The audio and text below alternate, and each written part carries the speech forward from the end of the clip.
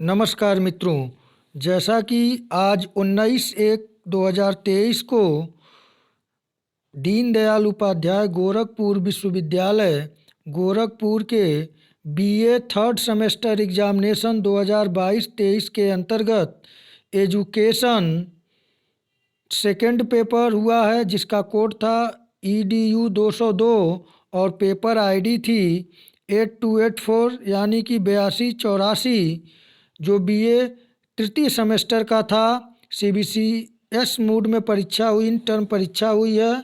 तो आइए इससे संबंधित जो प्रश्न आए हैं उनके आंसर की को देखें। आप लोग चैनल को लाइक, शेयर और सब्सक्राइब जरूर करें।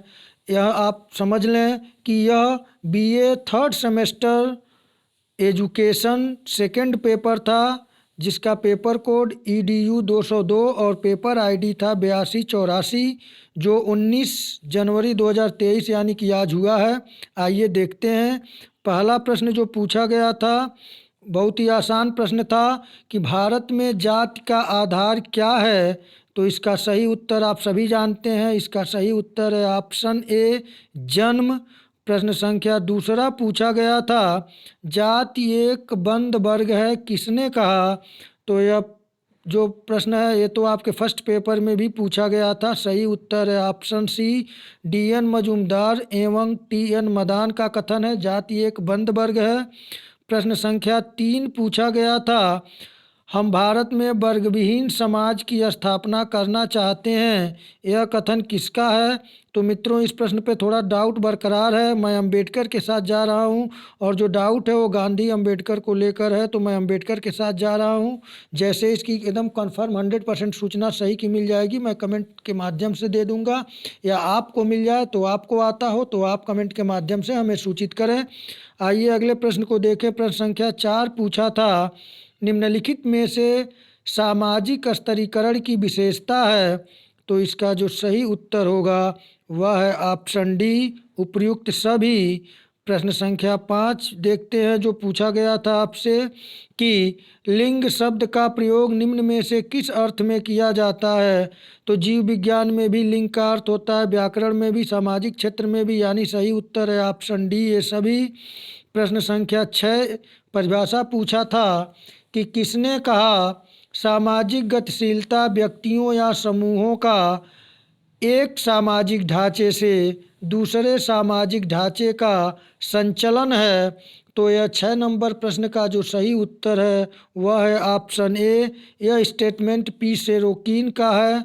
आइए अगले प्रश्न को देखें। प्रश्न संख्या 7 पूछा गया था कि सहस्त्राब्दी विकास सम्मेलन आयोजित किया गया। तो इसका सही उत्तर है ऑप्शन ए, 2000 में।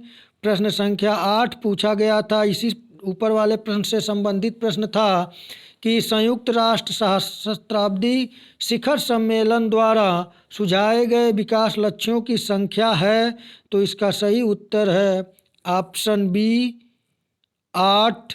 प्रश्न संख्या 9 को देखें।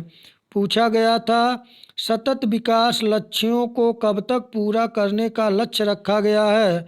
तो इसका सही उत्तर है ऑप्शन सी, 2030 तक। प्रश्न संख्या 10 पूछा गया था, सतत विकास लक्ष्य कब प्रभावी हुआ। तो इसका सही उत्तर है ऑप्शन डी, जनवरी 2016 में। प्रश्न संख्या 11 पूछा गया था आपसे कि सामाजिक परिवर्तन सामाजिक विकास है, यह कथन किसका है। तो इसका सही उत्तर है ऑप्शन बी, मैकाइवर और पेज की। प्रश्न संख्या 12 पूछा गया था, नीति निदेशक तत्वों का उल्लेख संविधान के किस भाग में किया गया है। तो इसका जो सही उत्तर है वह है ऑप्शन बी, भाग 4 में। प्रश्न संख्या 13 को देखा जाए। पूछा गया था, नीति निदेशक सिद्धांत वे आदर्श हैं जिनकी क्रियान्विति का प्रयास प्रशासन को करना है, किसने कहा। तो मित्रों, इस प्रश्न का सही उत्तर मिल नहीं सका है, लेकिन जहाँ तक मेरे समझ से इस प्रश्न का सही उत्तर है वह है ऑप्शन बी, LG खेडेकर। आइए अगले प्रश्न को देखें। प्रश्न संख्या 14 पूछा गया था, स्तरीकरण समाज का वह विभाजन है जिसमें संपूर्ण समाज को कुछ उच्च तथा निम्न इकाइयों में विभाजित कर दिया जाता है।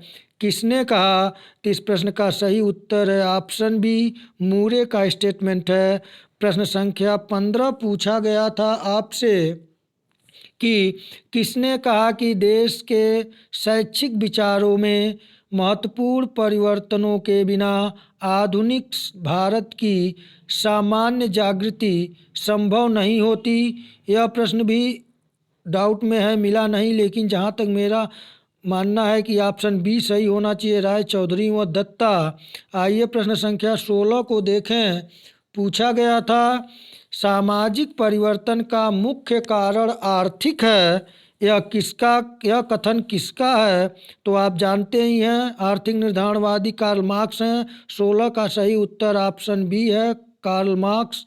प्रश्न संख्या 17 पूछा गया था, बड़ा आसान प्रश्न था कि अवसर की समानता का संबंध किस अनुच्छेद से है? तो इसका सही उत्तर है ऑप्शन ए, अनुच्छेद 16। प्रश्न संख्या 18 पूछा गया था सेकुलर शब्द के आविष्कारक थे। तो इस प्रश्न का सही उत्तर है ऑप्शन डी, जीजे होलियोक सेकुलर शब्द के आविष्कारक थे। और प्रश्न संख्या 19 पूछा गया था शिक्षा महत्वपूर्ण है संस्कृति के विकास एवं उसकी सुरक्षा के लिए, नागरिकता के विकास के लिए, जनतांत्रिक मूल्यों के विकास के लिए, और ऑप्शन डी है उपयुक्त सभी के लिए। तो आसान प्रश्न था, अगर आप देखे होंगे प्रेजेंट ऑफ माइंड से प्रश्न था ये। सही उत्तर है ऑप्शन डी, उपयुक्त सभी के लिए शिक्षा महत्वपूर्ण है। प्रश्न संख्या 20 आपसे पूछा गया था निम्नलिखित में से कौन सा सामाजिक गतिशीलता का आधारभूत तत्व नहीं है? तो इसका सही उत्तर होगा ऑप्शन बी, जाति। प्रश्न संख्या 21 पूछा गया था स्कूल शब्द की उत्पत्ति किस भाषा से हुई है? तो इसका जो सही उत्तर है वह है ऑप्शन बी, ग्रीक भाषा का शब्द है। स्कूल शब्द की उत्पत्ति ग्रीक भाषा से हुई है। प्रश्न संख्या 22 पूछा गया था डेमोक्रेसी शब्द किस भाषा से संबंधित है? तो इसका सही उत्तर है ऑप्शन ए, ग्रीक भाषा से। प्रश्न संख्या 23 पूछा गया था अस्पृश्यता का उन्मूलन किस अनुच्छेद से संबंधित है? तो इसका सही उत्तर है ऑप्शन बी, अनुच्छेद 17। प्रश्न संख्या 24 पूछा गया था भारतीय संविधान में मूल अधिकारों की संख्या कितनी है? तो वर्तमान में यहाँ देखिए पूछा गया है, क्योंकि 7 रहता तो भारतीय संविधान का जब निर्माण हुआ तो 7 मूल अधिकार थे, इस समय 6 है। तो 24 नंबर प्रश्न का सही उत्तर ऑप्शन बी, 6। प्रश्न संख्या 25 पूछा गया था संवैधानिक उपचारों का अधिकार किस अनुच्छेद से संबंधित है? तो इसका सही उत्तर है ऑप्शन सी, अनुच्छेद 32। आइए अगले प्रश्न को देखें। प्रश्न संख्या 26 पूछा गया था कि निम्नलिखित में से किस अनुच्छेद का संबंध बालकों के लिए निःशुल्क एवं अनिवार्य शिक्षा से है? तो इसका सही उत्तर है ऑप्शन ए, अनुच्छेद 45। प्रश्न संख्या 27 पूछा गया था अंतर्राष्ट्रीय शांति व सुरक्षा का संबंध किस अनुच्छेद से है? तो इस प्रश्न का सही उत्तर जो है वह है ऑप्शन बी, अनुच्छेद 51। प्रश्न संख्या 28 पूछा गया था किस मूल अधिकार को अंबेडकर द्वारा संविधान का हृदय और आत्मा कहा गया है? तो इसका सही उत्तर है ऑप्शन डी, 28 नंबर का ऑप्शन डी है, अनुच्छेद 32। प्रश्न संख्या 29 पूछा गया था कि भारतीय संविधान की 8वीं अनुसूची में कितनी भाषाओं का उल्लेख किया गया है? तो इसका सही उत्तर है ऑप्शन सी, 22 भाषाओं का। और प्रश्न संख्या देखिए यहाँ पे थोड़ा सा स्कैन करने में दिक्कत हो गई, देख लीजिए, ऐसे करके सीधा करके आप देख लीजिए कि 30 नंबर प्रश्न पूछा गया था संतृप्त विकास की आवश्यकता है। तो इस प्रश्न का जो सही उत्तर होगा वह है ऑप्शन सी, ए और बी दोनों के लिए। 31 नंबर प्रश्न पूछा गया था आपसे भारतीय संविधान की आत्मा कहलाता है, तो मूल अधिकार, समानता का अधिकार, अभिव्यक्ति का अधिकार, संवैधानिक उपचारों का अधिकार। तो भारतीय संविधान की आत्मा प्रस्तावना को कुंजी कहा जाता है, प्रस्तावना को। और यहाँ मूल अधिकार और संवैधानिक उपचारों में थोड़ा सा यहाँ पे दुविधा है, लेकिन इसका मैं सही आंसर जाऊँगा ऑप्शन डी के साथ। संवैधानिक उपचारों का अधिकार को अंबेडकर ने कहा है। तो अगर इसको काटते हैं तो हम बी के ए के साथ भी जा सकते हैं, मूल अधिकार को भी संविधान की आत्मा कहा जा सकता है। तो आइए देखिए अब यूनिवर्सिटी इस पे किस पे मतलब फाइनल रिजल्ट मानती है। तो आइए अगले प्रश्न को देखें जो 32 नंबर प्रश्न है। सामाजिक प्रगतिशील समाज में समाजीकरण की प्रक्रिया होती है। तो इसका सही उत्तर होगा ऑप्शन ए तीव्र। और 33 नंबर प्रश्न है विद्यालय को सामान्यतः समझा जाता है। तो इसका जो सही उत्तर होगा तो विद्यालय सामाजिक प्रणाली की एक उप प्रणाली है, क्योंकि सामाजिक प्रणाली की उप प्रणाली एक ऑप्शन यहाँ पे सही होगा 33 का। आइए अगले प्रश्न को देखते हैं। प्रश्न संख्या 34 पूछा गया था। आधुनिक 34 पूछा गया था आधुनिक समाज में कोई व्यक्ति औपचारिक शिक्षा प्राप्त करने में अपने प्रारंभिक वर्षों का एक बड़ा हिस्सा व्यतीत करता है। तो सीधे आपको पता होगा ऑप्शन डी विद्यालय में। प्रश्न संख्या 35 पूछा गया था निम्न में से कौन सा सामाजिक व्यवस्था का एक अंग नहीं है। तो इस प्रश्न का जो सही उत्तर होगा वह होगा ऑप्शन बी तकनीकी। प्रश्न संख्या 36 पूछा गया था जात प्रथा उत्पन्न करती है। तो इसका सही उत्तर है ऑप्शन सी संकुचित समाज। प्रश्न संख्या 37 पूछा गया था निम्नलिखित में से कौन सामाजिक परिवर्तन में बाधक है। तो इसका सही उत्तर ऑप्शन बी रूढ़िवादिता।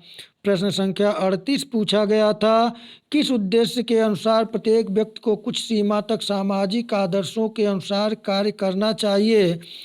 तो इसका सही उत्तर क्या होगा। तो इसका सही उत्तर ऑप्शन बी सामान्य सामाजिक उद्देश्य। आइए प्रश्न संख्या 39 को देखें। पूछा गया था निम्न में से कौन सा आधुनिकीकरण का लक्षण नहीं है। तो इसका सही उत्तर है ऑप्शन डी धार्मिक विश्वास। आइए अगले प्रश्न को देखें और अंतिम प्रश्न था समुदाय आता है। तो समुदाय जो आता है वह अनौपचारिक अभिकरण के अंतर्गत आएगा। आपका सी ऑप्शन 40 का सही है। तो मित्रों इस प्रकार मैंने इन 40 प्रश्नों का यथासंभव सही आंसर दिया हूँ। आप लोग अगर एक दो पे डाउट होगा तो आप लोग कमेंट के माध्यम से हमें सूचित करेंगे, और अगर हमें पता चलेगा तो मैं उसे कमेंट के माध्यम से आपको सूचित करूँगा। तो मित्रों आज इतना ही। आप लोग अपने अन्य पेपर की तैयारी अच्छे तरीके से करें जो बचा हुआ है। तो मित्रों इतना ही। नमस्कार।